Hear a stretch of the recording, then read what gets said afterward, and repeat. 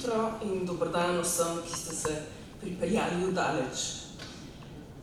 Spoštovani vzgojitelji, vzgojiteljice, pomočnice, pomočniki, učiteljice, učitelji, drugi strokovni delavci, ravnatelji, izobraževalci odraslih, direktorji javnih zavodov, raziskovalci, profesorji, predstavniki nevladnih organizacij. Veselje mi je, da vas lahko tukaj pozdravim na konferenci Vključevanje, inkluzivnost in pravičnost v vzgoji in izobraževanju. Zamisel za konferenco VIP, kot je že Tanja povedala, je zrasla iz dolgoletnega sodelovanja med enoto Juridisi, ki deluje v okviru Urada za razvoj in kakovost izobraževanja na ministrstvu, in pa CMEPIUS-om. Ko je namreč išla Juridisi študija Pravičnost v šolskem izobraževanju, ki vam bo tole na konferenci predstavljena jutri, smo vstopili tudi v novo generacijo programa Erasmus+, ki med evropskimi prednostnimi področji naslavlja prav vključenost. Zavedali smo se, da sta vključenost in pravičnost tematiki, ki se med seboj ves čas prepletata, in med nami je potem stekel premislek in pogovor ter skupna odločitev, da temi naslovimo na skupnem nacionalnem dogodku.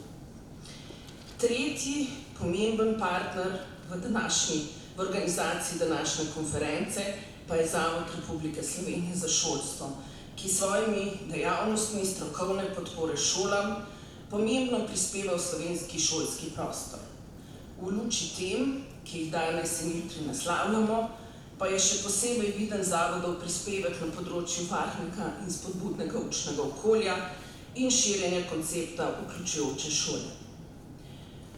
Tako študija Juridisi kot prioriteta za sofinanciranje projektov programa Erasmus+ prihajata iz skupnega evropskega izobraževalnega prostora, kjer se razprava držav članic Evropske unije že dlje časa osredotoča na izboljšanje kakovosti, na pravičnost, vključenost in vsesplošni uspeh v izobraževanju in usposabljanju.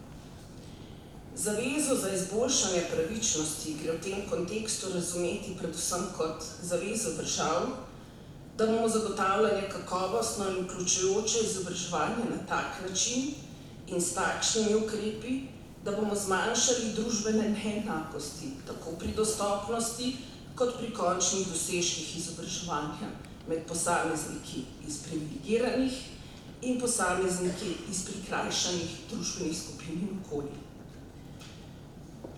Družbeno zavedanje, da smo uspešni, močni ter predvsem odporni na spremembe toliko, kot je močan in uspešen naš najšibkejši člen, je po izkušnji s pandemijo toliko močnejše.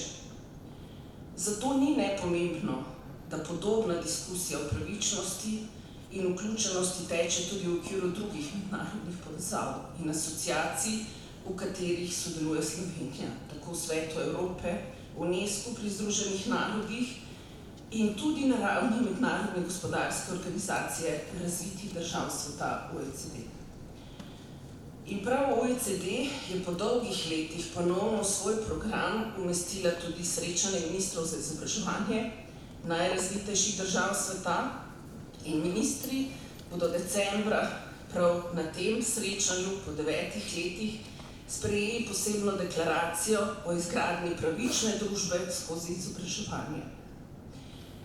Tako kot pri nas se torej tudi v mednarodnem prostoru pogled na kakovost izobraževanja širi na vse pogostejše razmisleke o tem, kakšne so razlike med posamezniki, med predstavniki posameznih družbenih skupin in kaj lahko v njihovem zgodnjem obdobju, torej v vzgojno-izobraževalnih sistemih storimo, da čim bolj zmanjšamo, če že ne moremo odpraviti neenakosti, ki niso pravične.